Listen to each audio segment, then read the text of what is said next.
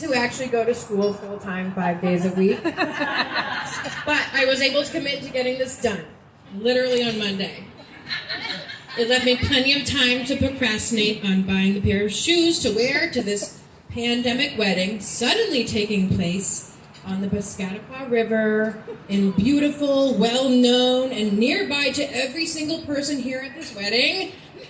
Instead, currently here at this wedding, Portsmouth, New Hampshire, instead of a restaurant 40 minutes north off of Route 1 that just had a fire and wouldn't return their deposit and they weren't given up after pulling some shady shit, but we won't talk about it. But it's good to be here.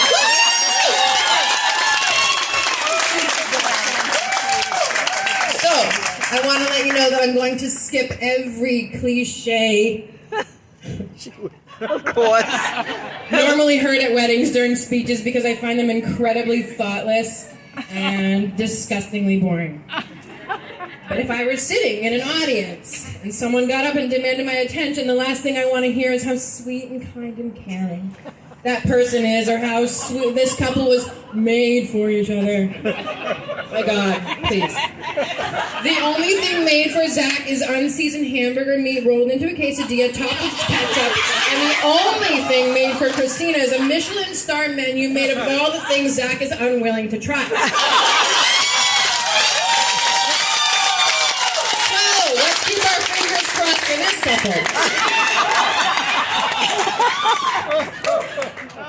I really didn't want to take away from Christina's beauty in any way tonight. But then I thought, meh, screw it. I've been watching men and women fall all over her my entire life. It wasn't uncommon that when people realized we were sisters, they would ask, but from the same parents? Okay, douchebag, yeah, she's taller, thinner, prettier, blonder, with straight hair, perfect teeth, and may not have to wax her entire face, but have you seen her handwriting or her toes? Have you heard her morning voice? Poor Zach must have had some wild thoughts that first morning after. And Christina grazed her feet over Zach's thighs and said, "Good morning."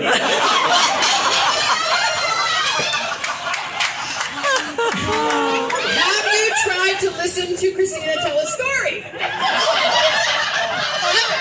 Never. Aside from being absolutely full of shit. Confident, but full of shit. She cannot get from point A to point B clearly or concisely in any sort of manner.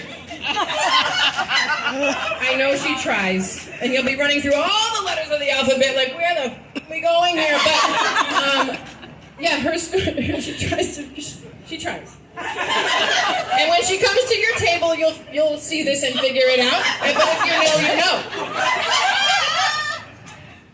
Also, she poops her pants more than anyone you'll ever know, but that most likely comes as no surprise because she probably added that little tidbit of information in a story that she was trying to tell you. She blames parsnips and garlic, cooked or raw, I never will know. Christina used to be a slob. Like a slob. I'm not sure at what point in her life she turned that around and became a maniacal neat freak. May have been the last time she needed a clean pair of underwear and couldn't find them. But as of a text conversation just this week, we know you have an extra pair in your drawer at the office. Oh, God. So, if you're looking at my mother wondering whether she's okay with me saying all of these things about her beautiful, elegant daughter on her wedding day,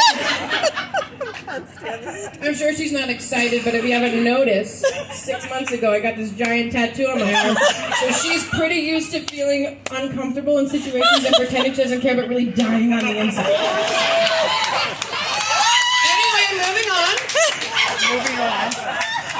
So I'd like to think I knew Zach was the one when Christina broke up with him the first time. And I knew this because they broke up and Zach literally left her alone. Wiped his hands clean, probably thought he dodged a bullet. Prior to Zach, Christina tended to be in relationships that were long and unhealthy, so I knew Zach was the one when they broke up after a short period of time. He didn't even exceed her age by 20 years, have multiple children, or an ex-wife. So, to be honest, Zach, the bar was pretty low. We could have found a silver lining with anybody, but my God, how happy we are to have you, to know you,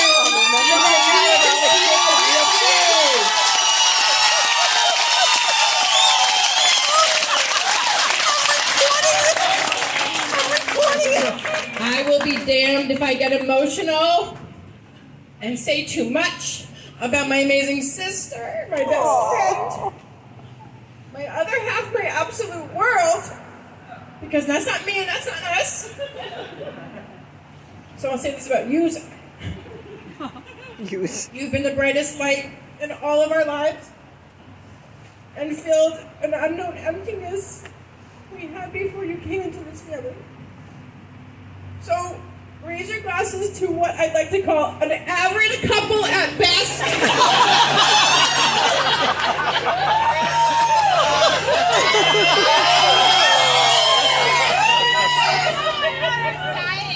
Oh my God, that is awesome.